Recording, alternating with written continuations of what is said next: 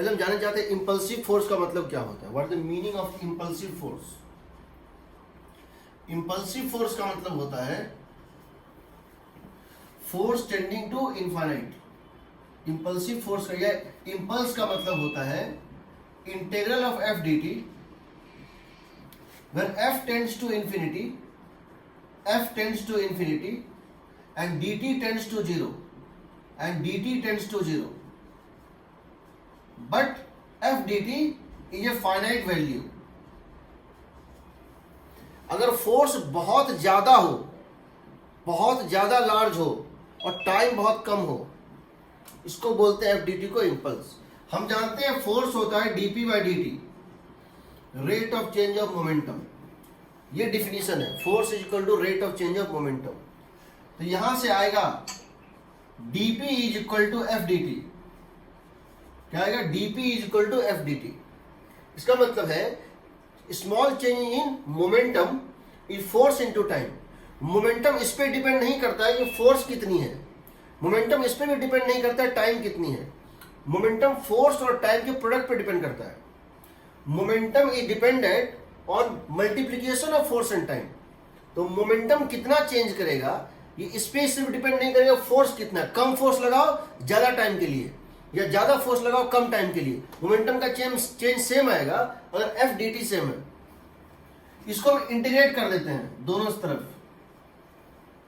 तो क्या हो जाएगा बताओ? इसको क्या लिखेंगे? P final, momentum final minus momentum initial, momentum final minus momentum initial, ये क्या कहलाएगा? Integral of F D T.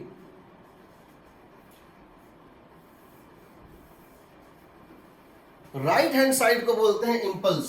Right hand side को क्या बोलते हैं? Impulse, vector J. Right hand side को बोलते हैं impulse, vector J. Left hand side को बोलते हैं change in momentum, m into v minus m into u, m into v minus m into u. इसको लिख दो v centre of mass minus u centre of mass, v centre of mass minus u। इसको बोलते हैं, right hand side को बोलते हैं impulse, left hand side को बोलते हैं change in momentum, change in momentum. और इस पूरे इक्वेशन को बोलते हैं impulse momentum theorem. Impulse is equal to change in momentum, this is called, this whole equation is called impulse momentum theorem.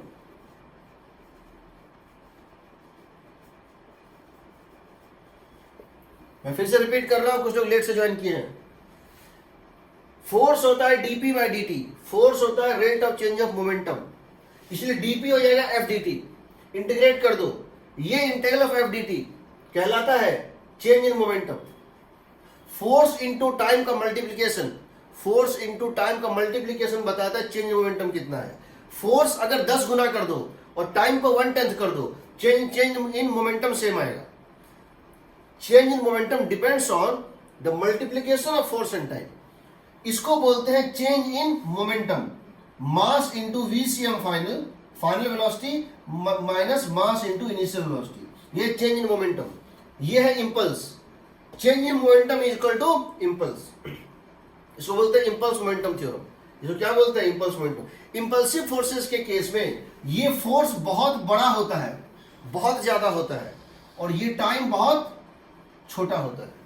ठीक, अब समझो इसको, इसका ग्राफिकल मीनिंग क्या है? What is meaning of F D T?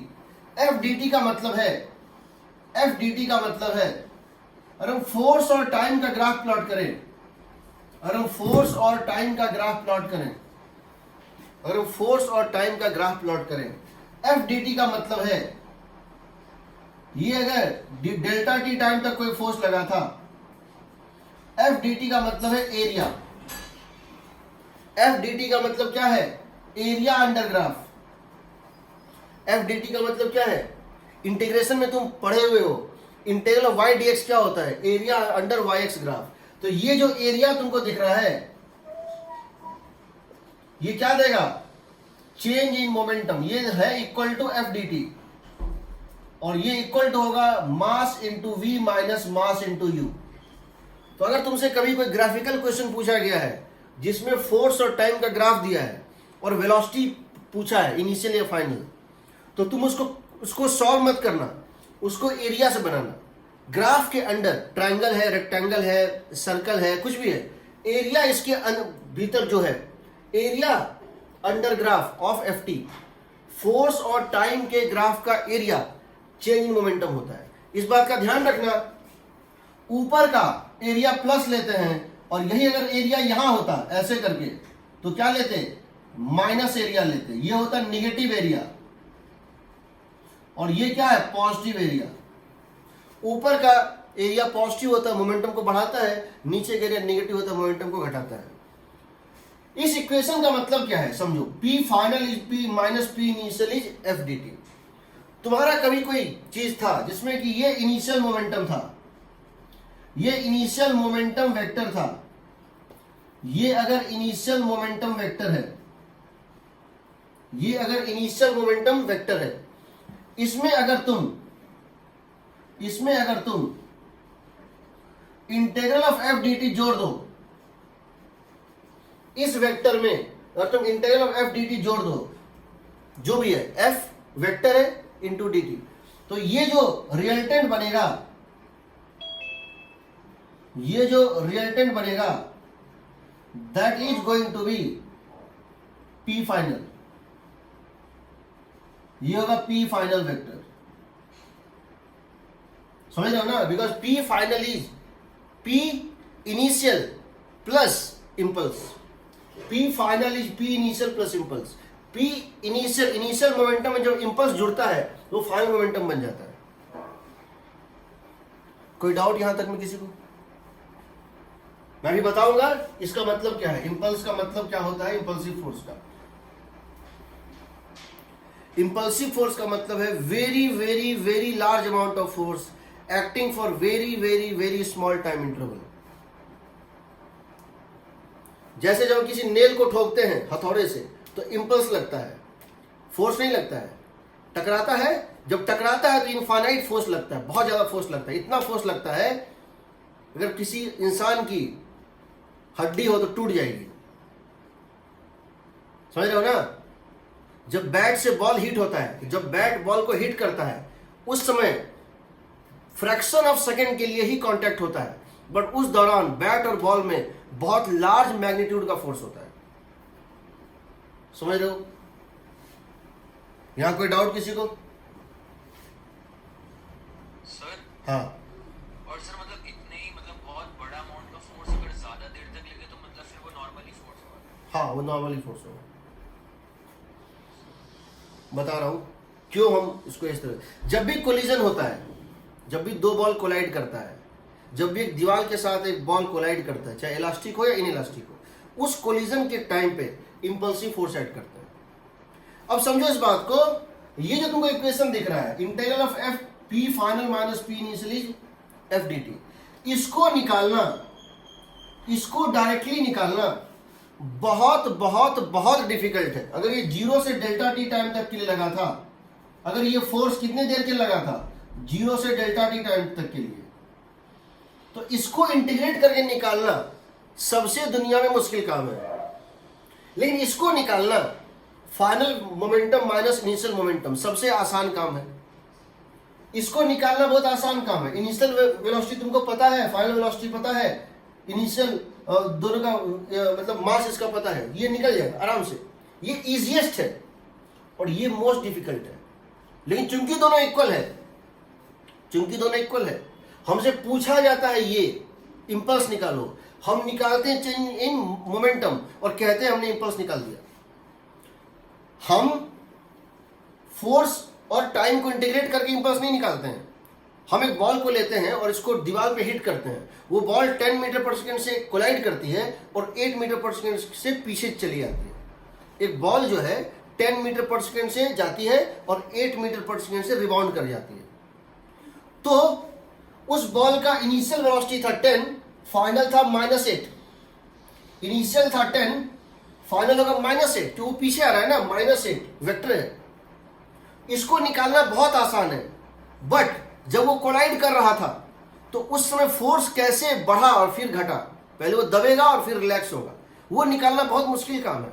लेकिन चूंकि दोनों इक्वल है, हमसे ये पूछा जाएगा, हम ये निकालेंगे और प्रिटेंड करेंगे, हम क्लेम करेंगे हमने ये निकाल दिया।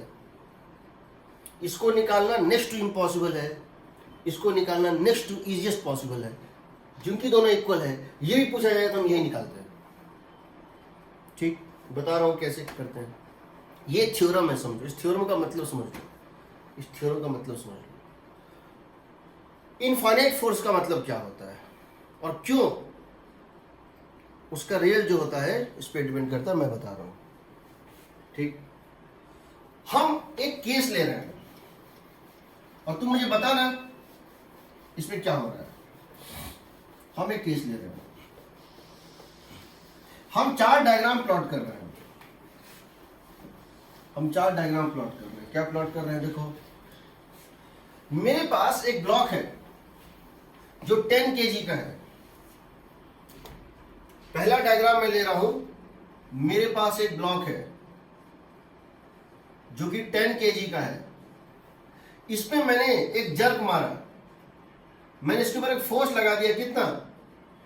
100 न्यूटन मान लो, और ये स्मूथ है, ये स्मूथ सरफेस है। मैंने इसके ऊपर 100 न्यूटन का फोर्स लगा दिया, ठीक है, और मैं इसको 10 सेकेंड तक फोर्स लगाए रहता हूं। I apply this force for t equal to 10 second. मैं t इक्वल टू 10 सेकेंड तक इस फोर्स को लगाए रखता हूं। दूसरा केस में मैं क्या कर रहा हूं, ये रफ सरफेस है, यहां ये स्मूथ था, यही केस है, बट यहां ये रफ सरफेस है। ये फोर्स है 100 newton, t equal to 10 second तक मैं फोर्स लगाए रखता हूं। यहां म्यू की वैल्यू दी हुई है 0.4। मैं इसको 10 सेकेंड तक इस फोर्स को यहां भी लगाता हूं, उसी मास पे 10 kg पे। 10 सेकेंड के बाद इसकी स्पीड कितनी होगी? दोनों केस में अलग अलग होगा कि सेम होगा? 10 सेकेंड में इसकी स्पीड क्या आएगी? 10 सेकेंड में इसकी स्पीड क्या आएगी बताओ? 100 मीटर पर सेकेंड। Yes sir. इसकी कितनी आएगी 10 सेकेंड में speed?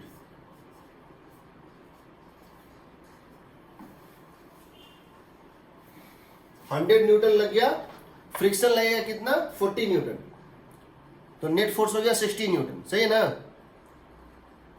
100 Newton applied force, friction का मैक्सिमम वैल्यू क्या होगा? म्यू इंटू mg, 40 न्यूटन तो 60 न्यूटन, तो 6 हो गया, तो 60 मीटर पर सेकेंड होगा ना? तो आंसर बदल गया क्योंकि ये फोर्स था। अब देखो, अब देखो हम क्या कर रहे हैं, फोर्स को मैग्नीफाई कर रहे हैं और टाइम को डिमिनिश कर रहे हैं। हम जिस फैक्टर से फोर्स को मल्टीप्लाई कर रहे हैं, हम उसी फैक्टर से टाइम को चेंज कर रहे हैं। हम फोर्स ले रहे हैं 100 इंटू 10⁶ न्यूटन, 100 इंटू 10⁶ न्यूटन। हम इसको 10⁶ से मल्टीप्लाई कर दिए, 100 इंटू 10⁶ न्यूटन, ठीक है। और टाइम इंटरवल कर देते हैं 10 माइक्रो सेकेंड, 10 इंटू 10⁻⁻⁶ सेकेंड। समझ रहे हो ना? फोर्स को 10⁻⁶ से मल्टीप्लाई कर दिए और इसको 10⁻⁶ से डिवाइड कर दिए। ये स्मूथ था, तो इतने ही मोमेंट में विदाउट एनी टाइम, इसको हम बोलेंगे negligible time, without taking any time, velocity suddenly, यहां वेलोसिटी स्लोली बढ़ा था, यहां velocity t equal to 0 minus पे, just before t equal to 0 velocity was 0, just after t equal to 0 what would be the velocity? यही आएगा 100 metre पर second, यही आएगा। This by this, sorry this by this, सही है ना? Micro second कितना होता है? 10⁻⁶ सेकेंड। माइक्रो मतलब 10⁻⁶ सेकेंड, ठीक? सही है, 100 ही आएगा। अगर यहां पे फ्रिक्शन होता, स्मूथ ना होता, फ्रिक्शन होता,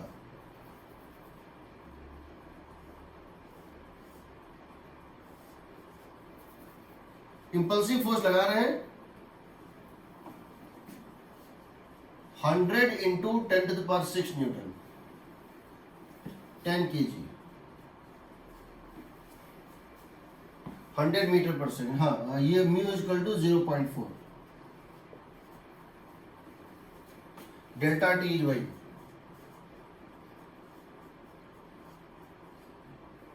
तो क्या होता,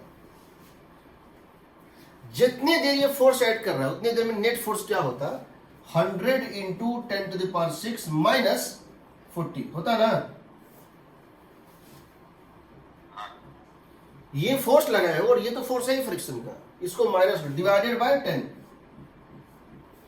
ये आएगा इसका एक्सेलरेशन। तो क्या हम इस एक्सेलरेशन को मान लें कि ये, या इसको ये हो गया एक्सेलरेशन इनटू टाइम, टाइम कितना है 10 इंटू 10⁻⁻⁶, ये होगा ना velocity. Acceleration force, this force minus frictional force, this force minus frictional. यहां तो 100 न्यूटन का फोर्स था, 40 न्यूटन पीछे लग रहा था, यहां वही हो रहा है 40 न्यूटन लग रहा है पीछे। इसमें से 40 घटाते थे तो बहुत बड़ा चीज घटा रहे हो, 100 में से 40 घटा रहे हो, बट इसमें से जब 40 घटा रहे हो तो क्या मान सकते हैं कि फोर्स लगभग वही है, यानी फ्रिक्शन हो ना हो इसका रिजल्ट उस पर डिपेंड नहीं करेगा। जब ये फोर्स ऐड कर रहा था ना तो फ्रिक्शन किसी कोने में छिप के बैठा हुआ था। जब तक ये 10 माइक्रोसेकंड तक जब तक ये फोर्स मौजूद है, फ्रिक्शन बौना है, दिखाई भी नहीं देगा। जब बिजली कड़कती है ना, जब लाइटनिंग होता है, थंडरस्टॉर्म, लाइटनिंग के टाइम पे कैंडल दिखता नहीं है, ये कैंडल है, ये 40 न्यूटन का फोर्स वो कैंडल है और ये लाइटनिंग है। लाइटनिंग बहुत कम देर रहती है, पर जब तक रहेगी ये इसके सामने हो या ना हो, इन दोनों का रिजल्ट सेम आएगा। आंसर दोनों केस में तुम्हारा 100 मीटर पर सेकेंड ही आएगा। इसको मल्टीप्लाई करो, इसको नेग्लेक्ट कर दो, ये और ये कट गया 100 दिस, तो कितना हो जाएगा वी का वैल्यू,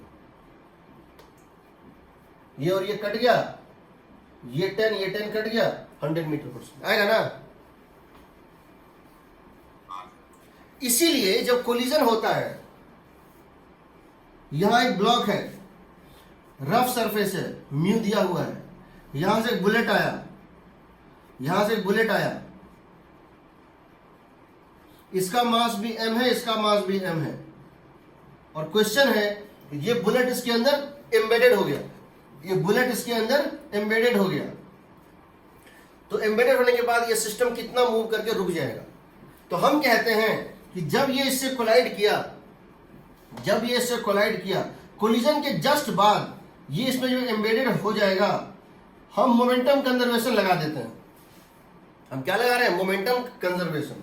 हम कह रहे हैं इसके ऊपर एक्शन, इसके ऊपर रिएक्शन ऐड किया, इसकी वेलोसिटी हो गई u/2, और इसकी वेलोसिटी u थी, ये हो जाएगा u/2, क्योंकि मासेस इक्वल है, capital M into you plus M into 0 is 2m into u/v, तो v हो गया u/2। तो जब हमने यहां मोमेंटम कंजर्वेशन लगाया तो हमने ये ध्यान नहीं दिया यहां फ्रिक्शन भी तो था, बट फ्रिक्शन क्या था, फाइनाइट फोर्स था। जितने देर इंपल्स ऐड करता है उतने देर तक कोई भी फाइनाइट फोर्स नेग्लिजिबल होता है। यानी इसके बाद जब ये कोलिजन कंप्लीट हो जाएगा, 1 माइक्रोसेकेंड 1 मिलीसेकेंड जो भी है, जब ये कोलिजन कंप्लीट हो जाएगा यानी ये फोर्स खत्म हो जाएगा, उसके बाद फ्रिक्शन अपना काम शुरू करेगा इसको रोकने का। इसके बाद फ्रिक्शन को लेंगे, once it gets velocity u/2, हम लिख सकते हैं कितना डिस्टेंस चल के स्टॉप करेगा, लिख देंगे v² minus u² is equal to 2 into minus μx μg minus μg into x, होगा ना। इसीलिए इंपल्स का जवाब इंपल्स ही हो सकता है, नहीं तो और कुछ नहीं हो सकता है। समझ रहे हो?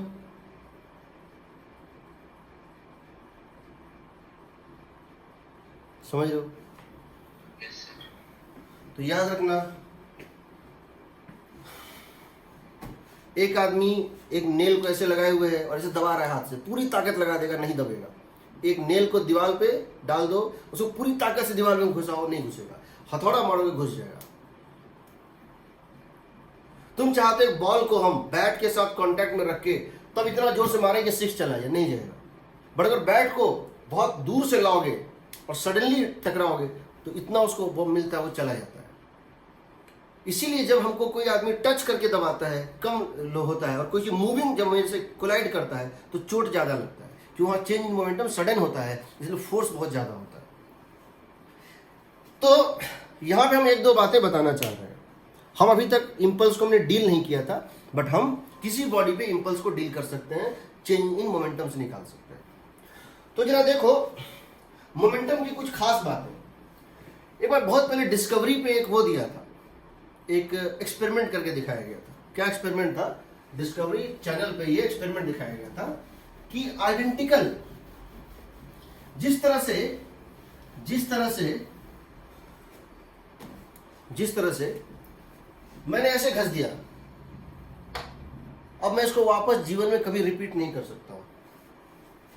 मैंने रैंडमली ऐसे लिया और पेन चला दिया ऐसे, अब मैं यही चीज अपने जीवन में दोबारा नहीं बना सकता हूं, क्योंकि ये रैंडम था। समझ रहे हो ना? भगवान ने भी जब जुड़वा भाइयों को बनाया तो उनके फिंगरप्रिंट में भी अंतर छोड़ दिया। फिंगरप्रिंट दोनों के अलग अलग होते हैं, ट्विंस के भी इतना ये होता है। तो इसीलिए जो कोलिजन होता है वो कभी रिपीट नहीं होता है, एग्जैक्ट कोलिजन कभी रिपीट नहीं होता है। तो डिस्कवरी पे ये दिखाया गया था कि एक दीवार लिया था, देयर वाज ए वॉल, और यहां पे एक जैसा आइडेंटिकल 10 कार लिए गए थे। कार हर तरह से सेम थे, 10 कार्स, ऑल आइडेंटिकल कार्स, सबको सेम पॉइंट से, सेम एक्सेलरेशन से मूव करके और सेम वेलोसिटी से इस दीवार पे कोलाइड कराया गया। और इस दीवार पे एक सेंसर लगा हुआ था, इस दीवार पे एक सेंसर लगा हुआ था। कार बहुत तेजी में आए, इसे टकराए और उसके बाद टूट जाए, ब्रेक हो जाए, रुक जाए। इस एक्सपेरिमेंट को रिपीट किया गया 10 times. Identical car, identical speed, सब कुछ सेम। तो यहां पे ये जो सेंसर था ये फोर्स वर्सेस टाइम का ग्राफ प्लॉट कर रहा था, ये इंपैक्ट को मेजर कर रहा था, ये नॉर्मल फोर्स को मेजर कर रहा था। इंपैक्ट मतलब नॉर्मल फोर्स, तो एक तरह से एक वेइंग मशीन टाइप का है। वेइंग मशीन जनरली इस तरह होता है, उसमें खड़े होते हैं, वेइंग मशीन को इस तरह कर दिया, इससे टकरा रहा था। क्या देखा गया कि जब पहला कोलिजन हुआ तो यहां कोलिजन शुरू हुआ, यहां कोलिजन खत्म हो गया, विद इन मिली सेकेंड खत्म हो गया। तो यहां पर ये फोर्स ऐसे बढ़ा और ऐसे आके गिर गया। दूसरी बार जब कोलिजन हुआ तो कोलिजन यहां शुरू हुआ, उतने टाइम में खत्म हुआ, लेकिन इस बार ये ऐसे गया और ऐसे खत्म हो गया। दोनों केस में फोर्स का वेरिएशन टाइम के साथ अलग अलग था। दोनों केस में फोर्स का वेरिएशन, ये ग्राफ कभी सेम नहीं मिला, ये ग्राफ कभी सेम नहीं मिला, लेकिन हर बार एरिया अंडर ग्राफ सेम मिला।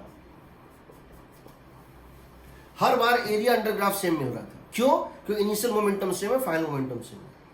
एरिया अंडर ग्राफ हर केस में सेम मिल रहा था, लेकिन एरिया उस कोलिजन में कैसे वेरी कर रहा है ये हर पॉइंट पे अलग अलग था। इसीलिए हम इंपल्स की बात करते हैं किसी कोलिजन में, क्योंकि उस फ्रैक्शन ऑफ टाइम में हम सिंप्लिसिटी के लिए बोल देते हैं, पहले दबा, स्प्रिंग था, बट एग्जैक्टली क्या होता है वो नेक्स्ट टू इम्पॉसिबल है समझना। इतना जल्दी होता है हम उसको स्टडी नहीं कर सकते। तो ये ग्राफ रिपीट नहीं होता है, but area under graph repeat होता है। तो उसमें ये प्रूव किया था कि कभी भी एक कोलिजन जो हो गया वो इंटरनली एक आइडियल कोलिजन है, वो रिपीट नहीं हो सकता, लेकिन एक्सटर्नली वो सिमिलर कोलिजन है, क्योंकि हम बाहर से सिर्फ मोमेंटम की चेंज की बात कर रहे हैं। ठीक है, अब समझो इसको। अगर हम इसकी बात करें, अगर हम इंपल्स की बात करें तो कुछ चीजें इसमें बड़ी इंपॉर्टेंट है। स्प्रिंग फोर्स और ग्रेविटेशनल फोर्स कभी भी इंपल्सिव नहीं हो सकता है। Spring force and gravitational force can never be impulsive. कुछ पॉइंट्स समझ लो। पहला, spring force and gravitational force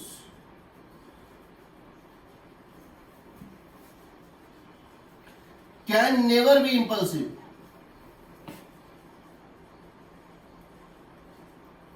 यानी कि स्प्रिंग फोर्स और ग्रेविटेशनल फोर्स कभी भी सडनली नहीं बदलेगा, धीरे धीरे ही बदलेगा। They cannot change suddenly, they cannot change suddenly.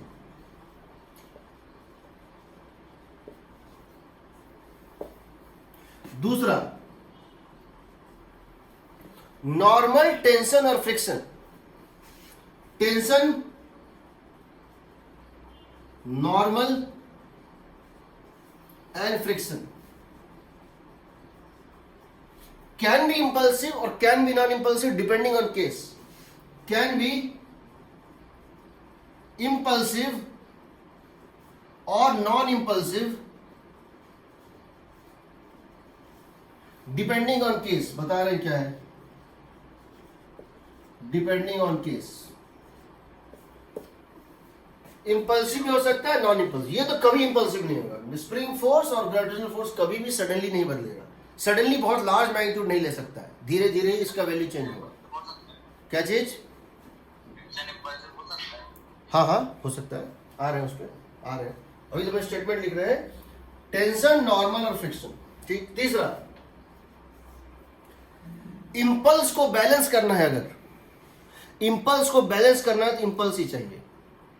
Impulse can be counter balanced by only impulse.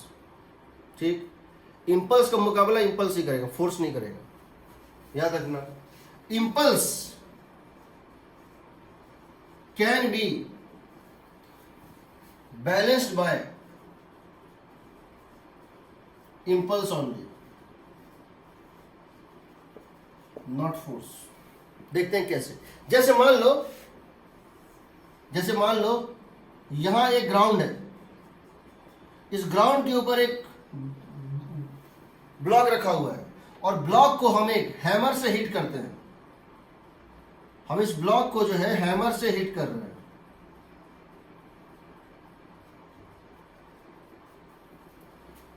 हम इस ब्लॉक को हैमर से हिट कर रहे हैं तो क्या होगा? क्या हमने इसके ऊपर इंपल्स दिया? इस पे दिया ना, हमने इसके ऊपर एक इंपल्स दिया। यहां से हमने इस बुक के ऊपर एक इंपल्स मारा, integral of n1 dt, correct? तो होना क्या चाहिए था? इसको तो उड़ जाना चाहिए था, इसको तो नीचे उड़ जाना चाहिए, बट नीचे उड़ने का जगह नहीं है ना। तो यहां से दूसरा इंपल्स जनरेट हुआ होगा, इंटीग्रल ऑफ n2 dt, जिसने इसको बैलेंस कर दिया। तो इस इंपल्स की वजह से इस इंपल्स को देखो, ये इंपल्स अगर अकेले होता और इस तरह से बुक रखा होता, उसको हिट कर दो, बुक उड़ जाता। जैसे एक बॉल को रख दो और बैट से हिट करो, उड़ जाएगा। लेकिन अगर उसी बॉल को दीवार के साथ कांटेक्ट में डाल दो यहां पे और तब इसको हिट करो तो नहीं उड़ेगा। तो तुमने बैट से इंपल्स दिया, वो भागना चाहा, बट जिस वक्त भागना चाहा वो भागने का जगह नहीं था, तो दीवार को भी इंपल्स ही देना पड़ेगा। इसीलिए मेरे सिर पे अगर कोई बुक रखा है और कोई इस बुक के ऊपर हथौड़ा मारेगा तो मुझे चोट लगेगी, मुझे फील होगा दर्द। हालांकि हथौड़ा किस पे पड़ रहा है? बुक के ऊपर है, बट बुक अपना इंपल्स मुझे ट्रांसफर करेगा और मेरे हेड को उस इंपल्स को बैलेंस करने के लिए अनदर इंपल्स देना पड़ेगा। तो इंपल्स का जवाब इंपल्स होता है, याद रखना। इंपल्स का जवाब फोर्स नहीं होता।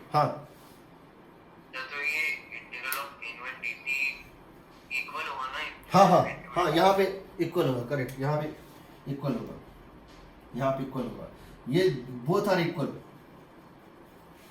लेकिन अगर ऐसा होता, क्या चीज? उसमें भी mg नहीं देखेंगे ना?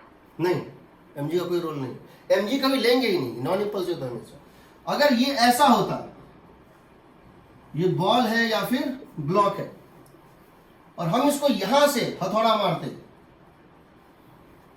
हम इसको हथौड़ा ऊपर से नहीं मारते, इस तरह मारते, इंटीग्रल ऑफ n1 dt, तो क्या होता? इसका टेंडेंसी था इधर जाने का,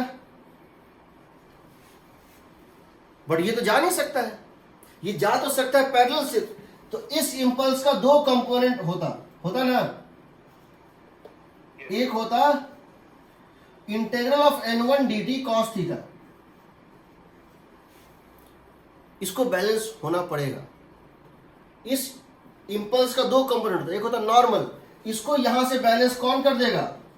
इंटीग्रल ऑफ n2 dt कर देगा ना।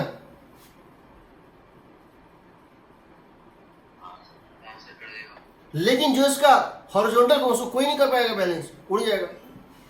लेकिन इस साइड जो इसका होगा इंटीग्रल ऑफ n1 dt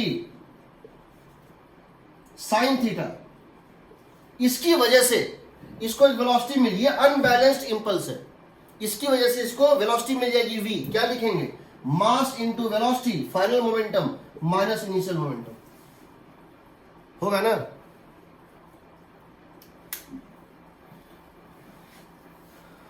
अब मैं इसको एलोबरेट कर रहा हूं। टेंशन, नॉर्मल और फ्रिक्शन, कब इंपल्सिव होगा कब इंपल्सिव नहीं होगा, ठीक? कब इंपल्सिव होगा कब इंपल्सिव, बहुत सिंपल है। देखो चीजों को समझ लो। फिजिक्स हमारे आसपास होता है, फिजिक्स कोई आसमान से नहीं आता है, फिजिक्स हमारे आसपास ही होता है। जब तुम फिजिक्स को अपने आसपास से रिलेट करते हो तो तुम खुद समझने लगते हो कि वो क्या होता है।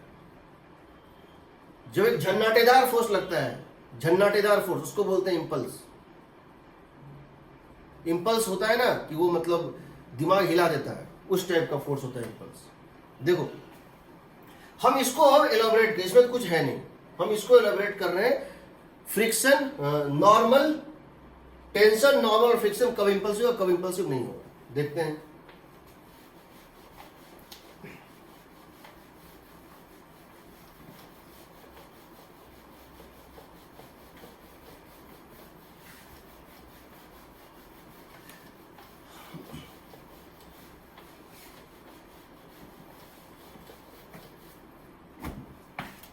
टेंशन, टेंशन, यहां पे एक स्फेयर एक धागे से हैंग किया हुआ है।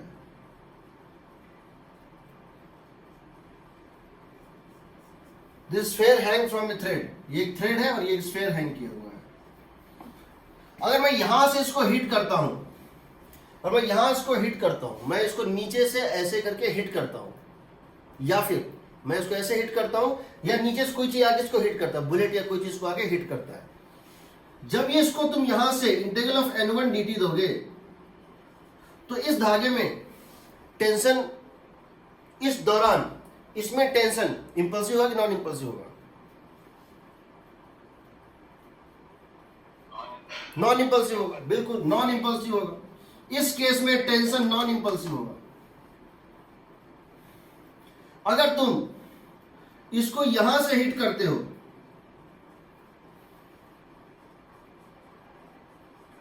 तब बताओ टेंशन क्या होगा?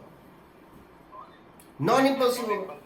नॉन इंपल्सिव, क्योंकि तुम इसको ढीला करना चाह रहे हो। ढीला हो सकता है, ढीला हो सकता है।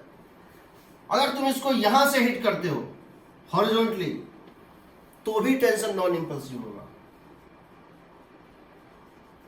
लेकिन अगर तुमने इसको ऊपर से हिट कर दिया या तुमने इसको इधर से हिट कर दिया, यानी अगर ये धागा ना होता तो यहां से यहां तक की दूरी बढ़ती, अगर धागा ना होता तो यहां से यहां तक का सेपरेशन बढ़ता, बट बढ़ तो सकता नहीं है। तो जब तुम यहां पर इंटीग्रल ऑफ n2 dt दोगे, इसको भी n1 ही मान लो, n2 dt दोगे, या यहां से अगर तुम n2 dt दोगे तो उस समय यहां एक इंपल्स ऐड करेगा t dt। समझ रहे हो? अगर तुम इधर इंपल्स दे रहे थे तो जा तो सकता नहीं, ये दोनों इक्वल हो जाएगा। और अगर तुम इस डायरेक्शन में दे रहे हो इंपल्स तो इसका cos थीटा इसको वेलोसिटी दे देगा और इसका cos थीटा कंपोनेंट बैलेंस हो जाएगा और sin थीटा इसको वेलोसिटी दे देगा।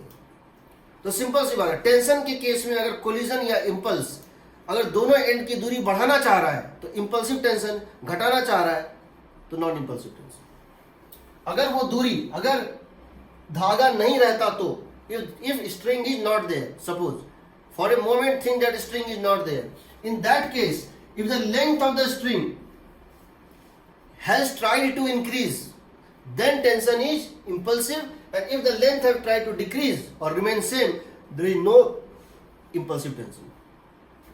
ठीक, इसका हम illustration लेंगे, न्यूमेरिकल लेंगे, इसका हम न्यूमेरिकल लेंगे, पहले बता देते हैं इसमें क्या होता है। दूसरा, नॉर्मल के केस में, इसी में पहले एक और चीज देख लो। मान लो एक धागा इस तरह से है, मैं धागे को यहां से बेंड करता हूं, यहां तक ले जाता हूं ऐसे करके,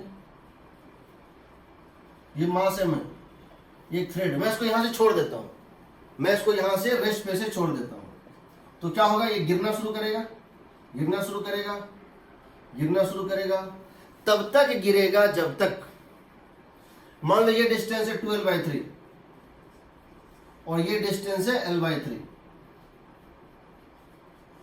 तुमने इसको यहां से छोड़ दिया, ये गिरना शुरू करेगा। अभी ये फ्री फॉल में है, टेंशन नहीं है इसमें, अभी ये फ्री फॉल में है ना। सडनली जैसे इसका लेंथ L होगा, एक जर्क लेगा और ये रुक जाएगा, रुक जाएगा। यस, एक समय आएगा कि इसकी लेंथ हो जाएगी approximately equal to 12 L, just before impulse. अभी भी ये G से गिर रहा है, अभी तक इसमें टेंशन नहीं है, इसकी एक स्पीड होगी V, इसकी एक स्पीड होगी V, सडनली जर्क लगेगा और ये स्टॉप हो जाएगा। अगर रिबाउंड नहीं कर रहा है तो स्टॉप हो जाएगा। तो उस केस में क्या होगा, हम कहेंगे it stops, within no time it stops. इसका मतलब इस समय इसमें एक जर्क लगा होगा, इंटीग्रल ऑफ t dt, इसको हम बोलेंगे इम्पल्स, टेंशन का इम्पल्स। और हम देख सकते हैं टेंशन का इम्पल्स होगा mv, टेंशन का इम्पल्स होगा mv। हम इसको डिराइव करेंगे कुछ देर में, पहले तुम मैकेनिज्म समझ लो, एप्लीकेशन तो हम कर ही देंगे, एप्लीकेशन सारे हम क्लास में करा देंगे। ये है टेंशन का केस। अब आ जाओ नॉर्मल के केस में। नॉर्मल कब इंपल्स होगा, जब तुम किसी ब्लॉक को उठाना चाहोगे,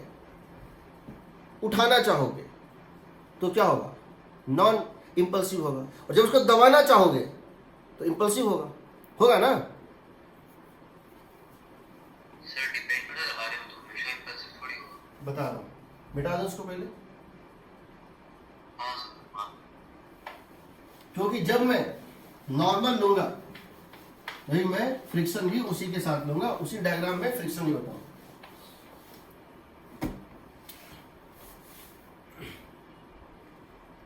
ये एक स्फेयर है, और ये रोल करता हुआ आया है, या ये मूव करता हुआ है v स्पीड से। ये एक स्फेयर है जो v स्पीड से आया, और यहां एक छोटा बॉल रखा था, इससे कोलाइड कर गया। ये बॉल अभी रेस्ट पे है, ये बॉल जो है अभी रेस्ट पे है, ठीक। ये बॉल आया, ये बॉल रेस्ट पे था, ये बड़ा बॉल आया, इससे टकराया। जब ये टकराएगा, यहां 3 जगह फोर्स लगेंगे, एक यहां लगेगा, एक यहां लगेगा, और एक यहां लगेगा। N1 यहां लगेगा, N2 एक्शन रिएक्शन है, मैग्नीट्यूड है, यहां पर है N1, यहां N2, यहां पर है N3।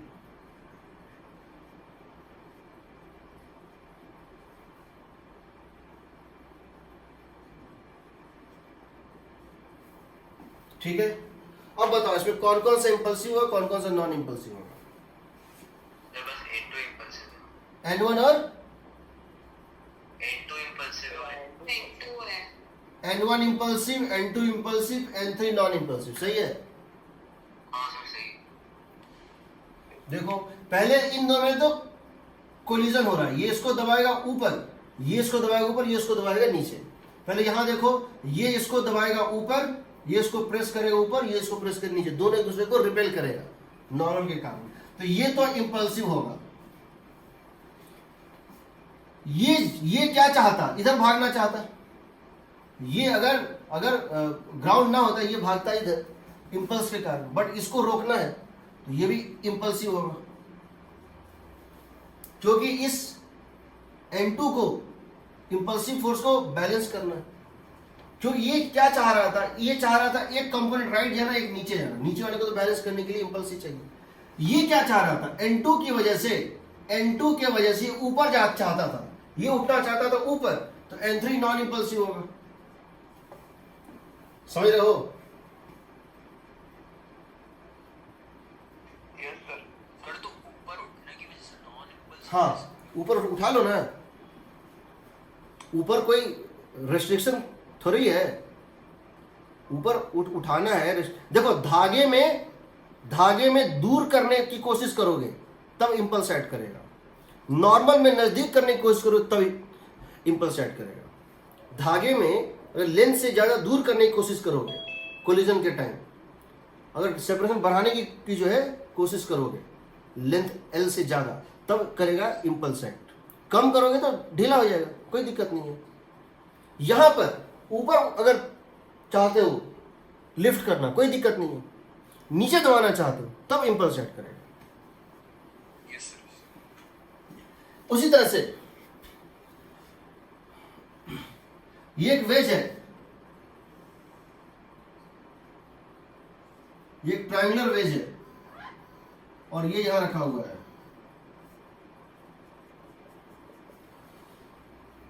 और यहां से बॉल आता है ये रेस्ट पे, यहां से बॉल आता है स्पीड u से, इसे कोलाइड कर जाता है।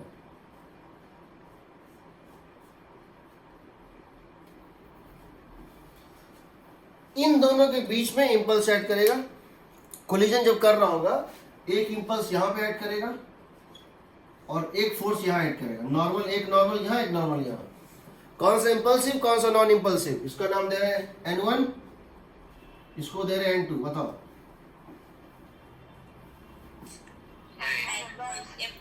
N1 impulsive, correct, N2 non impulsive, सही, करेक्ट। यही कोलिजन अगर ऐसे होता, यही कोलिजन अगर ऐसे होता,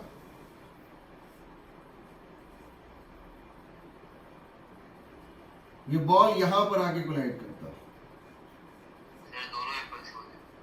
करेक्ट, दोनों इंपल्सिव होते। ये अगर यहां पे कोलाइड करता तो एक नॉर्मल यहां लगता और एक नॉर्मल यहां लगता ना, ये तो इंपल्सिव होगा ही होगा, तो ये नहीं इसने इसको धकेला इधर।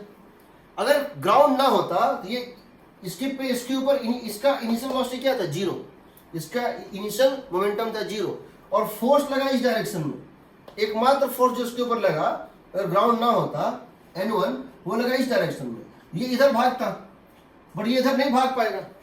इसका जो मोमेंटम इधर क्रिएट होता, उसके एक कंपोनेंट को तो 0 करना पड़ेगा, तो मोमेंटम को जब वैनिश करना है विद इन नो टाइम तो इंपल्स चाहिए, तो N2 भी इंपल्सिव होगा। उसी तरह से अगर ये ऊपर से गिरता तो क्या होता,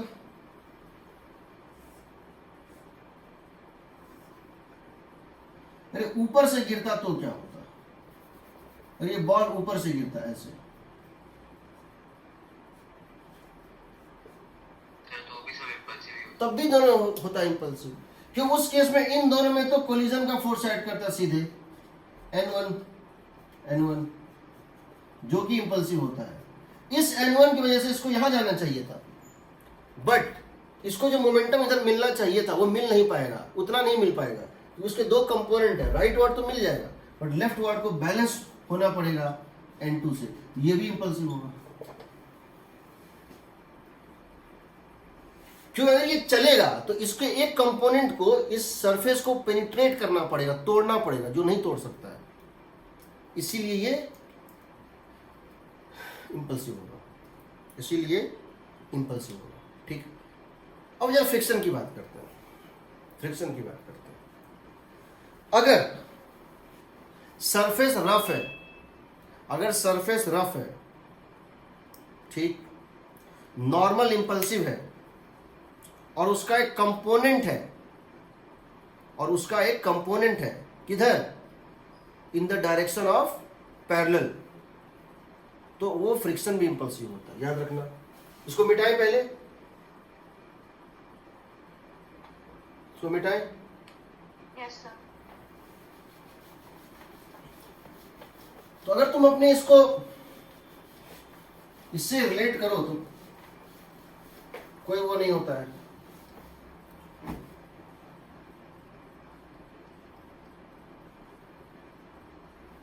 देखो फ्रिक्शन इंपल्सिव कैसे होता है, नहीं होता है friction. If normal is impulsive, if normal is impulsive and has a component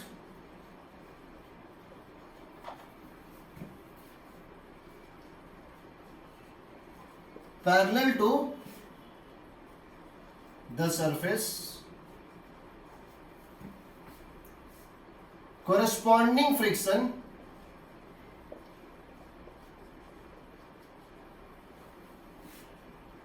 is also impulsive, is also impulsive। इसका मतलब क्या हुआ समझो। जैसे मान लो ये एक बॉल है और ये एक रफ सरफेस है,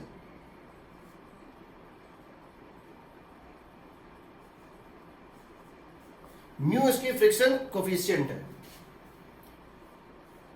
अगर मैं इसको ऐसे हिट कर रहा हूं तो यहां जो नॉर्मल है ये कैसा है, इंपल्सिव या नॉन इंपल्सिव? नॉन इंपल्सिव है, तो फ्रिक्शन नॉन इंपल्सिव होगा, फ्रिक्शन कांस्टेंट रहेगा। अगर मैं इसको ऐसे हिट कर रहा हूं तो बताओ यहां जो नॉर्मल है वो इंपल्सिव है कि नॉन इंपल्सिव है? नॉन इंपल्सिव, तो फ्रिक्शन यहां नेग्लेक्ट कर दो, फ्रिक्शन लो ही मत, तो इसके सामने फ्रिक्शन नेग्लिजिबल हो जाएगा। लेकिन अगर मैं इसको ऐसे हिट कर रहा हूं, इंटीग्रल ऑफ n1 dt, तो यहां जो फ्रिक्शन ऐड करेगा, तो समझो इसकी दो टेंडेंसी थी, इस इंपल्स की वजह से इसकी दो टेंडेंसी थी, एक था नीचे जाने का और एक था राइट जाने का, था ना? इसकी वजह से इसका दो टेंडेंसी था, तो ये जो टेंडेंसी था, ये जो टेंडेंसी था, इसको अगर थीटा मान लो तो integral of n1 dt cos theta को कौन बैलेंस कर देगा?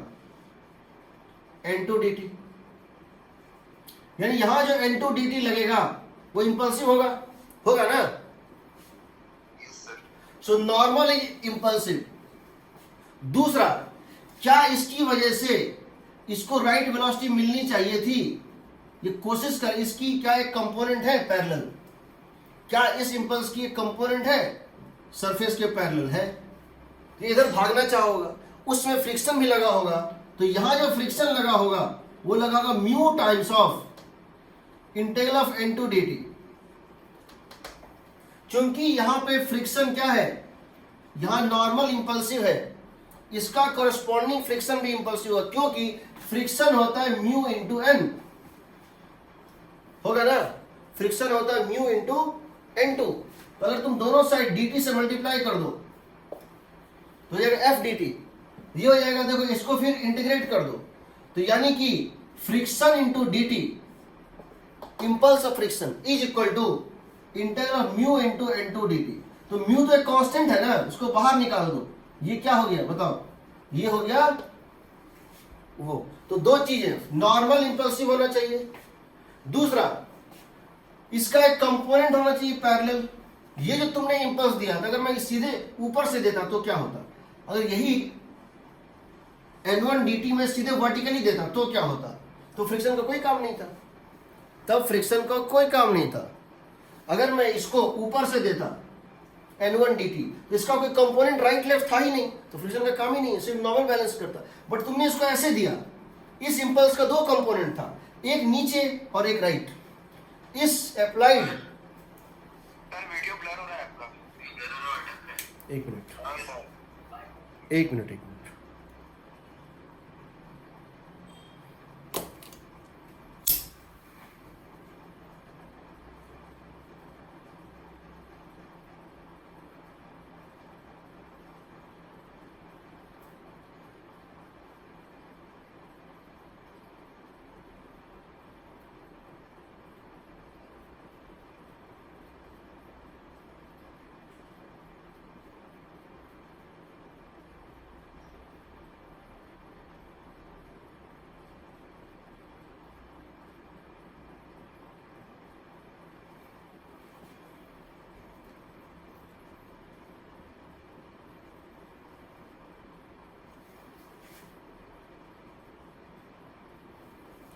अभी ठीक है?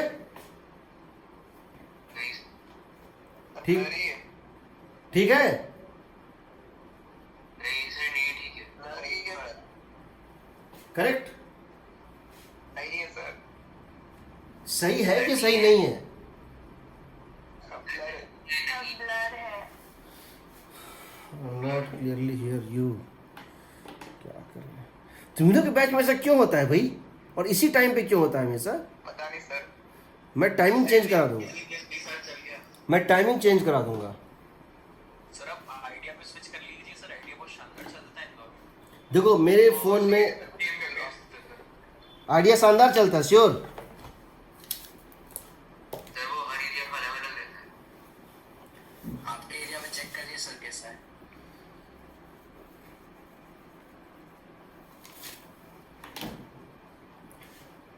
कर लेंगे, रुक जाओ।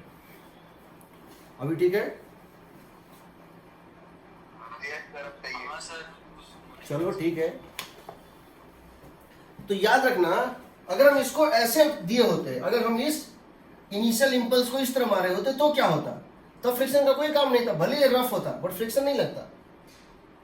बट चूंकि ये इस तरह से था, इसकी दो टेंडेंसी थे, नीचे जाने की टेंडेंसी इसने बैलेंस कर दिया, बट राइट जाने की जो टेंडेंसी था उसको अपोज करने के लिए इंपल्सिव फोर्स ऐड किया था। इंपल्सिव फोर्स ऐड करेगा इसको अपोज करने के लिए। जैसे अभी हम लेंगे क्वेश्चंस लेंगे, हम क्वेश्चंस लेंगे कुछ सॉल्व करने, इसमें तीनों का, टेंशन का, फ्रिक्शन का, नॉर्मल का, इंपल्स में क्वेश्चन बनाएंगे समझने के लिए। ठीक, तो इस तरह से होता है। अब जरा हम एक बार न्यूमेरिकल पे जो है आते हैं। We are starting taking some numerical. Let us take some numerical.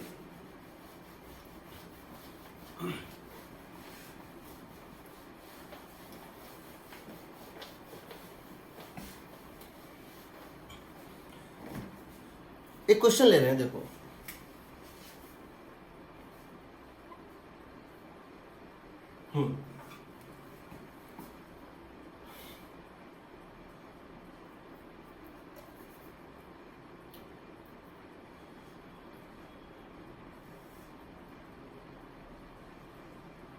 ये एक वेज है, इसका मास है m, इसका एंगल है थीटा। ठीक है, ये एक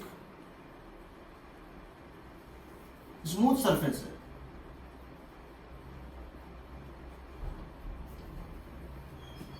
इस तरह से है। होता क्या है, होता क्या है कि ये दिया हुआ है कि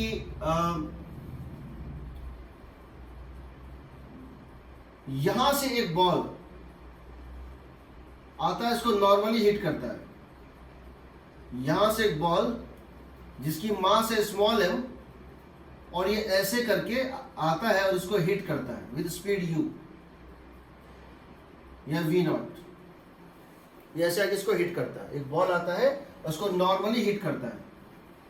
दिया हुआ है after collision this ball comes to rest. After collision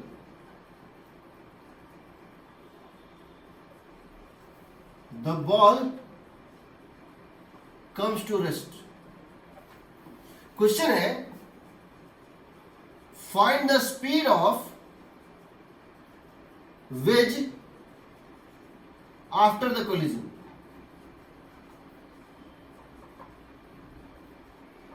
Find the speed of the wedge after the collision. ठीक, तो इसका ये कहना है, ये रुक गया, ये बॉल रुक गया, स्टॉप हो गया, दिस बॉल स्टॉप्स, तो इसकी स्पीड कितनी होगी? ये निकालना है ना, ये एंगल थीटा है। तो इसके दो तरीके हैं, इसके दो तरीके हैं। पहला तरीका, पहले हम इंपल्स मोमेंटम पढ़े, इंपल्स मोमेंटम से निकालते हैं। करें? सर हाँ, मोमेंटम कंजर्वेशन ऑफ, से हाँ हाँ, उससे भी चलाएगा, उससे भी चलेगा, उससे इंपल्स नहीं आएगा, हाँ मतलब उससे भी चलेगा, डायरेक्ट हो जाएगा उनसे। डायरेक्ट हो जाएगा, बिल्कुल डायरेक्ट हो जाएगा, डायरेक्ट हो जाएगा। तो हम पहले इसको जो अभी मेथड पढ़ रहे हैं उससे निकाल रहे हैं, फिर इसका शॉर्टकट भी वो तुम भी कर लो। कोई नहीं, जब ये कोलाइड किया उस समय इसके ऊपर एक फोर्स ऐड किया, एन डी टी, वही रिएक्शन इसके ऊपर ऐड किया इधर एनडीटी, करेक्ट ना? यस हम अगर इसके ऊपर इंपल्स मोमेंटम थ्योरम लगा दें, हम अगर इसके ऊपर इंपल्स मोमेंटम थ्योरम लगा दें तो क्या करेंगे? देखो, हम अगर इसके ऊपर बॉल के ऊपर apply impulse momentum theorem, impulse momentum theorem on ball, हम बॉल के ऊपर इंपल्स मोमेंटम थ्योरम लगा रहे हैं, तो बिकॉज इंपल्स मोमेंटम थ्योरम एक वेक्टर इक्वेशन है, हमको किसी डायरेक्शन को पॉजिटिव मानना पड़ेगा. Let us take this direction as positive, let us take this direction as positive direction. तो क्या लिख देंगे? Integral of N D T positive है is equal to mass into what is final momentum, zero. रुक गया ना, stop हो गया ना, final momentum is zero, minus what is initial momentum, बताओ, माइनस एम वी नॉट. सही है? यस अगर हमने इसको पॉजिटिव माना है, किसी को पॉजिटिव मान लो, कोई फर्क नहीं पड़ता है, इसको मैंने पॉजिटिव माना है, ये इंपल्स पॉजिटिव है, फाइनल मोमेंटम जीरो है, इनिशियल मोमेंटम नेगेटिव था, यानी N D t equal to क्या हो गया? M v naught. तो हमसे पूछे what is the impulse of the normal that acted on this ball, or what is the impulse between the ball and the wedge, what is the impulse between the ball and the wedge, तो होगा mm v naught, so that is m v naught. पहला. दूसरा, अब जरा हम क्या करते हैं, इसके ऊपर लगाते हैं इंपल्स मोमेंटम थ्योरम. तो जब यहां पे ये n, इसका रिएक्शन फोर्स सेम मैग्नीट्यूड का एन डी टी यहां लगा, यहां से एक और लगा होगा impulse N2 dt, N dash dt लगा होगा ना, समझ रहे हो? जब यहां पे लगा N dt, इसका रिएक्शन लगा यहां N dt, तो इसको बैलेंस करने ग्राउंड से लगा होगा N dash dt, लगा होगा ना.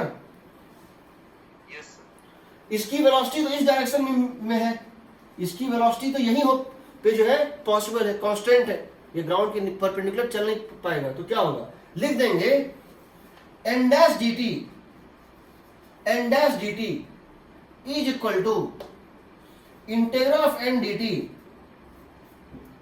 cos theta. सही है? n dash dt और ये कैंसिल आउट हो जाएगा, n dash dt minus n dt cos theta is zero. ये n dt तुम निकाल चुके हो, m v नॉट था, तो कितना हो जाएगा? m v naught cos theta हो जाएगा. तो अगर तुमसे मैं ये पूछूं what is the impulse between the ground and the wedge, तो कितना होगा? M v naught cos theta. अब मैं ये जानना चाहता हूं ये स्पीड कितनी होगी. तो इस इंपल्स का इसके ऊपर, ये था impulse momentum theorem on wedge, किस डायरेक्शन में? ये किस डायरेक्शन में था? वर्टिकल डायरेक्शन में. Sir What? दिख नहीं रहा है. ये इंपल्स मोमेंटम थ्योरम था वर्टिकल डायरेक्शन में. अब जरा मैं इसके ऊपर इंपल्स मोमेंटम थ्योरम क्या लगा देता हूं? हॉरिजॉन्टल डायरेक्शन में. तो बताओ इसका कंपोनेंट क्या लिखेंगे? इसके ऊपर अगर हम इंपल्स मोमेंटम थ्योरम लगाएंगे हॉरिजॉन्टल डायरेक्शन, ये और ये तो कैंसिल हो गया, वर्टिकल में ये और ये तो कैंसिल हो गया, हॉरिजॉन्टल में सिर्फ एक ही कंपोनेंट है ना, N D t sine theta. Agreed? Integral of N D t sine theta is mass into velocity. सही है?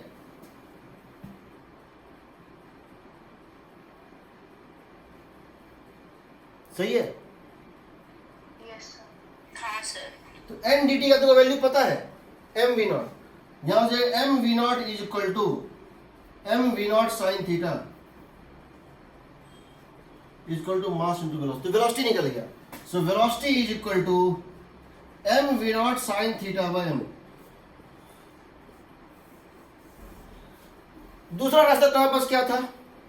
चूंकि ये और ये इंपल्स कट गया, ये और ये इंपल्स कट गया, ये एक्शन रिएक्शन पेयर है, ये इंटरनल इंपल्स है. जब एक्शन रिएक्शन दोनों आ जाए, अगर हम इन दोनों को सिस्टम मान लें, तो ये और ये कट जाएगा, एक ही इंपल्स बच जाएगा. कौन? ये वाला बचेगा ना. अगर हम इस बॉल को और इस वेज को सिस्टम मान लें, तो इसके ऊपर तीन इम्पल्स है, एक ये इम्पल्स, एक ये इम्पल्स, एक ये इम्पल्स, बिकॉज ये दोनों इक्वल एंड अपोजिट है, कैंसिल आउट हो जाएगा। तो नेट एक्सटर्नल इम्पल्स सिर्फ यही है ना। इसका मतलब एक्स डायरेक्शन में मोमेंटम कंजर्व होगा, इसका मतलब एक्स डायरेक्शन में कोई एक्सटर्नल इम्पल्स नहीं लगा, only external impulse.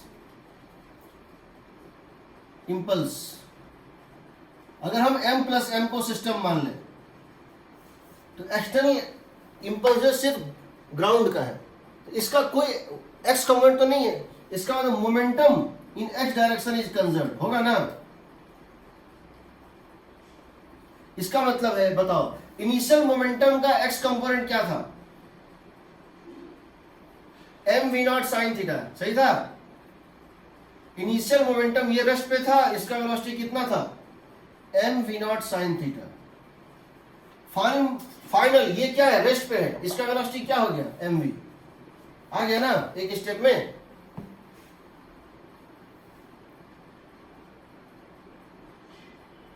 Yes sir. होता वही है, हम इम्पल्स का मतलब हम अंदर जाके देख रहे हैं क्या हो रहा है, वैसे हम बाहर से कर सकते हैं, दूसरा क्वेश्चन ले। We are taking another question.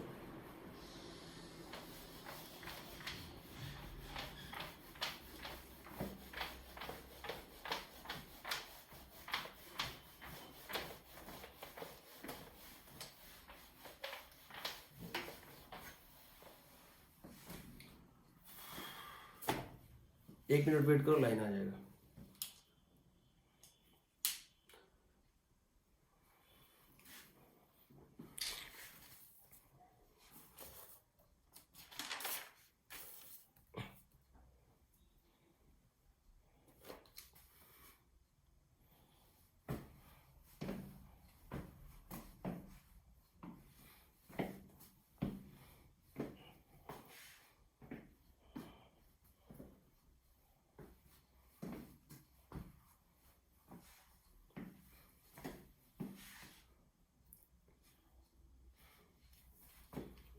तो मैं डायग्राम बना लेता हूँ।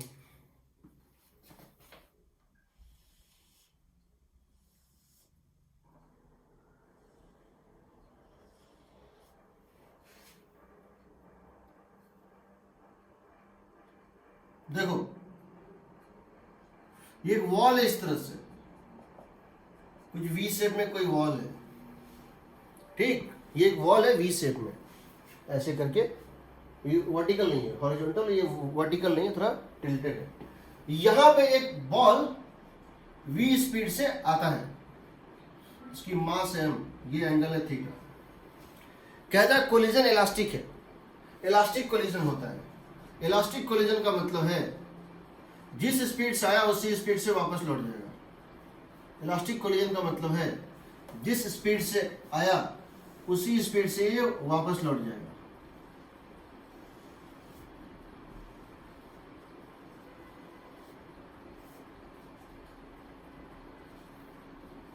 आपको बताना है find the impulse from the ground and impulse from the wall. आपको इम्पल्स निकालना है ग्राउंड से और वॉल से, ठीक। Find the impulse from the ground and impulse from, जब ये टकराया होगा तो एक तो इसके ऊपर इम्पल्स इस डायरेक्शन में एक्ट किया होगा, एक तो इम्पल्स इस डायरेक्शन में एक्ट किया होगा, और दूसरा इम्पल्स यहां से इस डायरेक्शन में एक्ट किया होगा। सही है। एक तो इस दीवार ने इसके ऊपर इम्पल्स दिया। अगर हम इसकी बात करें, अगर हम बॉल की बात करें, तो जब टकराया होगा तो इसने इसको इम्पल्स यहां दिया होगा और इसने इसको इम्पल्स यहां दिया होगा, दिया होगा ना।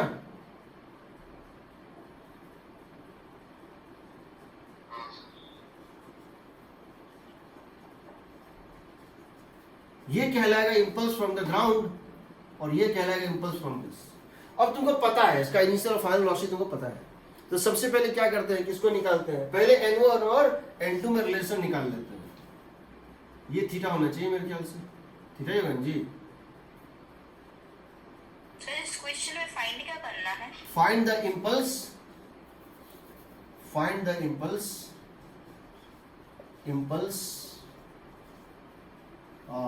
received by the ball from ground and from wall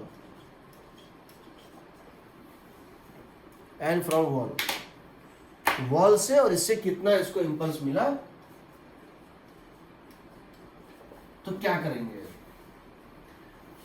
हमको एक दो चीजें पता है। पहला बात हमको ये पता है कि integral of n2 dt minus integral of n1 dt cos theta ये जीरो, ये थीटा ही होगा ना जी, ये कुछ और होगा, ये थीटा ही होगा ना। थीटा ही होगा सर, थीटा ही होगा। दिस प्लस दिस 90, हाँ ठीक है, ये थीटा है ना, हाँ, this plus this 90 and this plus this 90, so this plus this 90, ठीक है, थीटा ही होगा। एक रिलेशन ये निकल गया, n1 और n2 में ये रिलेशन निकल गया। तो कौन सा इंपल्स ज्यादा होगा बताओ, इंपल्स फ्रॉम द वॉल या इंपल्स फ्रॉम द ग्राउंड? इसके इंपल्स का कॉस थीटा, वॉल का इंपल्स ज्यादा होगा, क्योंकि इंटीग्रल ऑफ n2 dt आ रहा है, इंटीग्रल ऑफ n2 dt आ रहा है integral of n1 dt cos theta, है ना। इस इंपल्स का cos थीटा मल्टीप्लाई होने पे इसके इक्वल हो रहा है, ये बड़ा होगा ना, होगा ना जी। हाँ सर। ठीक, दूसरा, इस डायरेक्शन में देखो, इसको राइट को मैं मान रहा हूं पॉजिटिव डायरेक्शन, तो क्या है integral of n1 dt, integral of n1 dt sine theta, integral of n1 dt sine theta किसके इक्वल होगा, mass into velocity minus mass into minus velocity. बताओ तो, इसको अगर मैं पॉजिटिव मान रहा हूं तो इस इंपल्स का कंपोनेंट इस बॉल पे, नेट इंपल्स इस डायरेक्शन में, इसका तो कोई कंपोनेंट ही नहीं है, इसका कंपोनेंट है n1 dt sine theta positive, mass into velocity, final momentum is positive but initial momentum was negative, integral of n1 dt would become equal to 2mv by sine theta, होगा ना। Yes, sir. तो तुम अगर इसको यहां डाल दो तो तुम्हारा इंटीग्रल ऑफ n2 dt भी चला आएगा 2mv cot theta, 2mv, because यहां इसको डाल देंगे हम 2mv by sine theta into cos theta, 2mv cot theta, हम इसको निकाल सकते हैं। एग्रीड? हाँ सर। ठीक,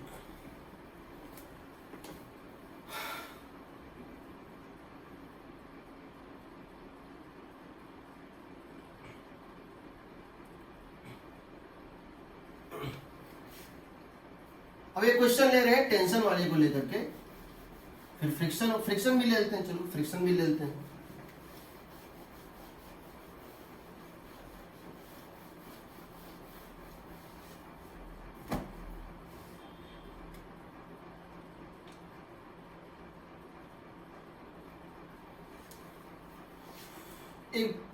ये एक रफ सरफेस है, ये एक रफ ग्राउंड है, फ्रिक्शन कोएफिशिएंट है म्यू, यहां से बॉल इसके ऊपर ऐसे गिरता है, ये ठीक कोलिजन के पहले का दिया हुआ है, यहां पे एक बॉल इसके ऊपर ऐसे गिरता है, ऐसे करके,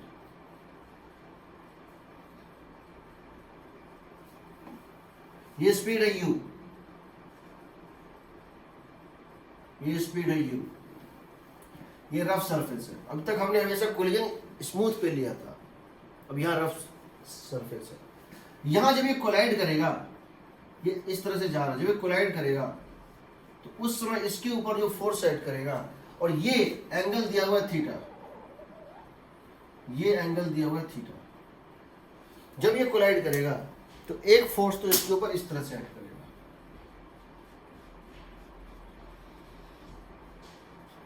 ऐसे, ये होगा इंटीग्रल ऑफ n dt,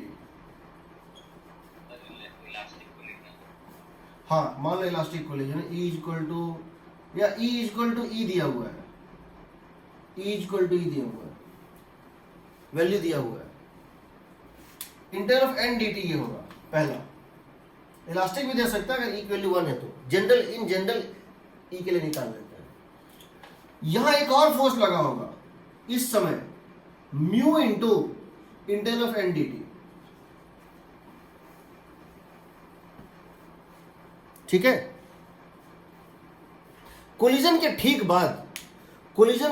बाद मान लेते हैं इसकी वेलोसिटी है, कोलिजन के ठीक बाद मान लेते हैं इसकी वेलोसिटी इस डायरेक्शन में है vx और इस डायरेक्शन में है vy, ठीक। पहली बात तो तुम्हें पता है vy इक्वल हो जाएगा e टाइम्स ऑफ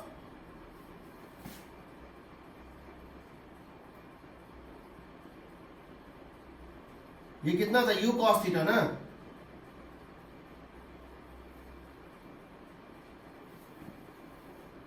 सही है जी। Velocity of separation is equal to velocity approach along the normal, ठीक। अब तुम ये बताओ, पहला हम लिख रहे हैं वर्टिकल डायरेक्शन में, क्या लिखेंगे, integral of n dt is equal to integral of n dt, इसके ऊपर दो इंपल्स लगाता है, एक ऊपर और एक left, integral of n dt is equal to mass into y direction में momentum final e times of u cos theta minus initial momentum is y direction में m into minus u cos theta, सही है। Yes, sir. ठीक, तो ये हो जाएगा देखो m times of u cos theta into 1 plus E, और e की वैल्यू 1 होती तो ये 2 हो जाता, ठीक। ये हो गया पहला इक्वेशन। दूसरा, इस डायरेक्शन में यहां इसकी एक कंपोनेंट पहले से थी, कितनी थी, u sin theta, x component collision के पहले कितनी थी, u sin थीटा, कोलिजन के बाद कितनी है, vx। चूंकि ये राइटवर्ड पॉजिटिव है, क्योंकि ये राइटवर्ड है, ये भी राइटवर्ड है, ये लेफ्टवर्ड है, तो हम राइटवर्ड को पॉजिटिव मान लेते हैं, क्यों, जो ज्यादा होता है उसी को पॉजिटिव मान लेते हैं, ये राइटवर्ड, ये राइटवर्ड, ये लेफ्टवर्ड, तो ठीक है। हम अगर राइटवर्ड को पॉजिटिव मान रहे हैं तो क्या लिखेंगे, mu into integral of n dt negative sine के साथ, ये इंपल्स क्या कहलाएगा, नेगेटिव। अगर हम इसको पॉजिटिव डायरेक्शन मान लेते हैं, हमने इसको पॉजिटिव माना था, इसको पॉजिटिव मान लेते हैं, अगर हम इसको पॉजिटिव मान लेंगे तो इंपल्स होगा negative, is equal to final momentum is m into vx, initial momentum is m into u sin theta. यहां से आप देखिएगा आ जाएगा integral of n dt is equal to mass into u sin theta minus vx by mu. हम इन दोनों को इक्वेट कर सकते हैं, इससे हमारे vx निकल जाएगा, और हम इन दोनों को इक्वेट कर दें, m पता है, u पता है, थीटा पता है, e पता है, vx नहीं निकल जाएगा।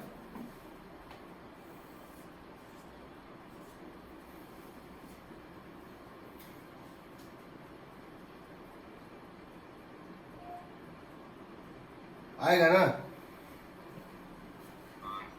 Yes, sir.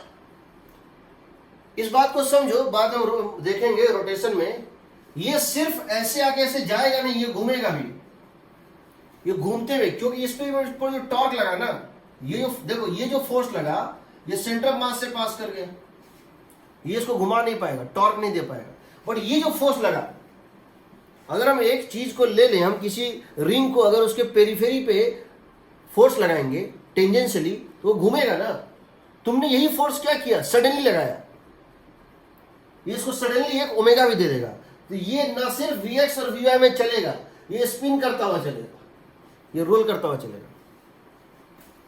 इसीलिए अगर आप किसी बॉल को ऐसे करके फेंकेंगे स्ट्रेट किसी ग्राउंड पे, रफ ग्राउंड पे, जब वो उड़ेगा तो आप देखिएगा वो घूमते हुए उड़ता है, उस पर इंपल्सिव फ्रिक्शन लगता है, वो उसको घुमा भी देता है, वो हम रोटेशन में देखेंगे, इसको बोलते हैं angular impulse, angular momentum theorem. Torque dt is ICM omega final minus ICM omega initial. Mass की जगह मोमेंट ऑफ इनर्शिया, फोर्स की जगह टॉर्क और वेलोसिटी की जगह ओमेगा एंगुलर वेलोसिटी, वो हम वहां देखेंगे। ठीक है, तो हम इसको कर सकते हैं। अब जरा देखते हैं, एक और इलस्ट्रेशन लेते हैं, एक टेंशन का लेते हैं, एक टेंशन का लेते हैं।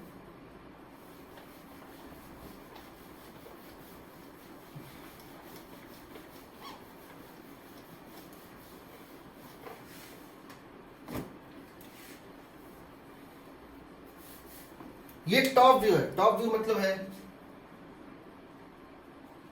ये टॉप व्यू है, मतलब ग्रेविटी जीरो है। ये नेल है यहां पे, और इस नेल से नेल ऑन ग्राउंड,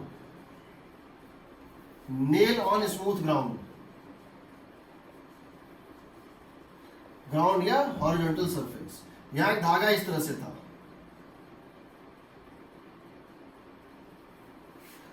ये फिक्स्ड पॉइंट है, ये एक एंड फिक्स्ड है, और यहां एक मास है m। अभी यहां से यहां तक की जो दूरी है वो है L, अभी यहां से यहां तक की दूरी है L, और स्ट्रिंग की total length of string, total length of string जो है वो है 12। यानी ये एंड फिक्स है, ये एंड एक नेल से लगा हुआ है, और मैं इसको यहां से हॉरिजॉन्टल स्पीड दे देता हूं V0। तो क्या होगा, अब ये धागा स्लैक है, ये चलेगा स्ट्रेट लाइन पे, चलता जाएगा, ये चलता जाएगा स्ट्रेट लाइन पे।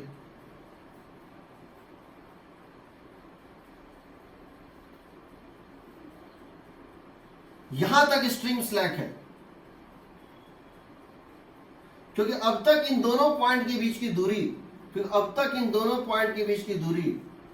12 नहीं हुई है, 12 नहीं हुई है, बट ये अब 12 हो गई, ये डिस्टेंस अब 12 हो गई। तो जस्ट बिफोर जर्क, अभी भी ये स्लैक है, जस्ट बिफोर जर्क इसकी स्पीड इस डायरेक्शन में थी, कितनी, V0। जैसे जर्क लगेगा क्या होगा, ये एंगल आएगा 30 डिग्री आएगा ना, ये L और ये 12, ये L और ये 12, sine theta is equal to L by 12, 30 degree. इस वेलोसिटी का दो कंपोनेंट होगा, कौन कौन सा, एक इधर और एक इधर होगा। सर सर मतलब अभी जो आपने ये लास्ट स्टेज बनाई है, इस पे ही मतलब अभी टेंशन जीरो है, तो अभी मतलब तक। स्लैक ही है ना। हाँ, अभी स्लैक है। तो सर ये पूरी 12 स्लैक होने के बावजूद पूरी 12 कैसी हुई? 12 माइनस, हाँ 12 minus the greatest number less than 12, the greatest number less than 12 is 12, and the least number greater than 12 is 12. Agreed? Yes sir. ये जस्ट बिफोर था, यहां इसकी दो स्पीड थी, एक था V0 cos थीटा और एक था V0 sin थीटा, यानी साइन 30 डिग्री। ये हो गया V0 बाई 2 √3 V0 बाई 2। अब इसको जर्क लगेगा, अभी तक तो कुछ नहीं था। अब जैसे दूरी को बढ़ाना चाहेगा तो ये कंपोनेंट वैनिश हो जाएगा, जो वैनिश नहीं होगा, बेसिकली ये एंड और ये एंड, ये एंड और ये एंड स्ट्रिंग टाइट होने के बाद सेम स्पीड से चलनी चाहिए, ये एंड और ये एंड, क्योंकि स्ट्रिंग की लेंथ एक्सटेंड होना पॉसिबल नहीं है। ये एंड और ये and along the string same speed से चलनी चाहिए, यानी इसकी स्पीड अगर Vx होगी जर्क के बाद, इसकी Vx होनी चाहिए। बट ये तो रेस्ट पे, ये तो फिक्स्ड पॉइंट है, ये तो फिक्स्ड पॉइंट है, तो क्या होगा, क्योंकि ये फिक्स्ड पॉइंट है, ये जीरो हो जाएगा, ये वैनिश हो जाएगा। और ये जो कंपोनेंट है, तो जो भी तुम्हारा यहाँ टेंशन ऐड किया, उसमें जर्क ऐड किया, जो जर्किंग होता है, वो जर्क यहां ऐड किया, ऐसे इंटीग्रल ऑफ t dt। इधर तो जर्क ऐड किया ही नहीं, इधर तो कोई फोर्स लगा ही नहीं, तो ये वेलोसिटी कंजर्व रह जाएगा। ये वेलोसिटी याद रखना, ये इसको खींचेगा इधर और वही इंपल्स इसको खींचेगा इधर, तो ये वेलोसिटी खत्म हो जाएगा। क्यों खत्म हो जाएगा? क्योंकि अगर यहां मास होता m, अगर यहां मास होता m, फिक्स नहीं होता, तो ये होता mvx, ये होता mvx, तो हम इस डायरेक्शन में क्या बोलते हैं? m into √3v0/2 plus m into 0 is 2m into vx। But यहां पर चूंकि ये फिक्स पॉइंट है, ये वैनिश हो जाएगा और ये जो वेलोसिटी है ये रह जाएगा। तो जड़ के तुरंत बाद इसके पास सिर्फ ये वेलोसिटी बच जाएगा, ये वेलोसिटी खत्म हो जाएगा। अगर तुमसे मैं ये पूछूं कि इसमें इंपल्स कितना ऐड किया, तो तुम लिखोगे integral of t d t is equal to, integral of t d t is equal to what is the momentum in this direction, final momentum in this direction 0। किसको पॉजिटिव मान लो, इसको मान लेता हूं पॉजिटिव है। Integral of t d t is equal to final minus final, ये vanish कर जाएगा, सिर्फ इसको ये वेलोसिटी बच जाएगी, ये सर्कुलर मोशन में चला जाएगा। किस स्पीड से? v0/2 से, ये खत्म हो जाएगा। तो फाइनल मोमेंटम इस डायरेक्शन में 0, इनिशियल क्या था? -m √3v0/2 होगा ना, -m √3v0, माइनस क्यों? मैंने इसको कहा है प्लस डायरेक्शन, तो इनिशियल मोमेंटम था नेगेटिव, तो हो जाएगा integral of t d t is equal to m √3v0/2। ये है इंपल्स टेंशन का जो ऐड करता है उस पॉइंट पे। ठीक, अगर मैं इसी को दूसरे क्वेश्चन में डालने की कोशिश करूं, मैं इस तरह से करूं, कैसे? सेम क्वेश्चन है, इसकी मास m है,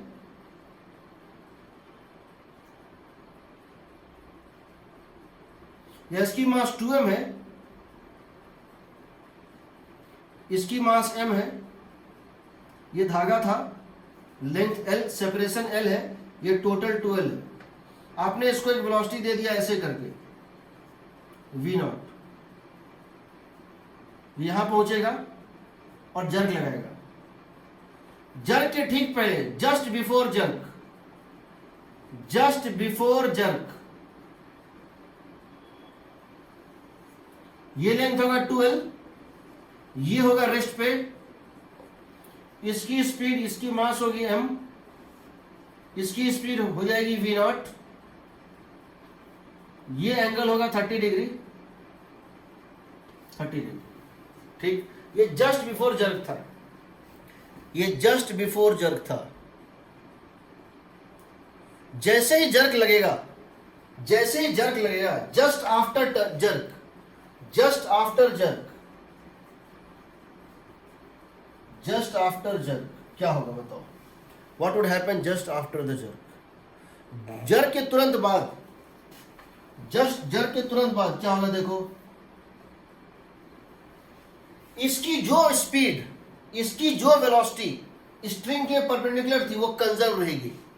इसकी जो वेलोसिटी स्ट्रिंग के परपेंडिकुलर थी वो कंजर्व रहेगी। इसकी वेलोसिटी क्या थी स्ट्रिंग के परपेंडिकुलर? 0। पहले वाले की वेलोसिटी तो क्या है? रेस्ट पे है। इसकी वेलोसिटी स्ट्रिंग के परपेंडिकुलर कंजर्व, इसकी वेलोसिटी स्ट्रिंग के परपेंडिकुलर कंजर्व, तो इसकी स्पीड क्या रह जाएगी बताओ? v0/2, ये कंजर्व रहेगा। इस डायरेक्शन में इनकी वेलोसिटी हो जाएगी vx, इसकी भी, और vx इसकी भी, vx इसकी, vx की सेम वेलोसिटी, क्योंकि स्ट्रिंग टाइट भी है, स्ट्रिंग टाइट भी है और साथ में स्ट्रिंग इनएक्सटेंसिबल भी है। इसकी स्पीड अगर ज्यादा होगी तो स्ट्रिंग स्लैक हो जाएगा, और इसकी स्पीड ज्यादा होगी तो स्ट्रिंग एलोंगेट हो जाएगा। दोनों की स्पीड इक्वल होनी चाहिए। अब क्या करो? Along the string, perpendicular to string तुमने वेलोसिटी कंजर्व कर दिया, परपेंडिकुलर टू स्ट्रिंग तुमने वेलोसिटी कंजर्व कर दिया। Along the string momentum conservation लगा दो। क्यों? बिकॉज यहां अगर लगेगा integral of t d t, तो यहां भी लगेगा integral of t d t, दोनों इक्वल एंड अपोजिट हैं। तो क्या लिखोगे? इस डायरेक्शन में इनिशियल मोमेंटम क्या था बोलो? m into v0 cos 30 degree, यही था ना, plus 2m into 0। Initial momentum इस डायरेक्शन में क्या था along the string? 2m into 0 प्लस m into v0 cos 30 degree must become equal to 2m प्लस m 3m इंटू vx, समझ रहे हो? m कट गया, वेलोसिटी आ जाएगा। तो तुमको इसका नेट वेलोसिटी आ जाएगा। इसके पास एक ही वेलोसिटी होगा और वो जो इंपल्स ने दिया, बट इसके पास दो वेलोसिटी होगा, एक जो इंपल्स के कारण घटा और एक जो पहले से था। इन दोनों का रिजल्टेंट होगा। ठीक है।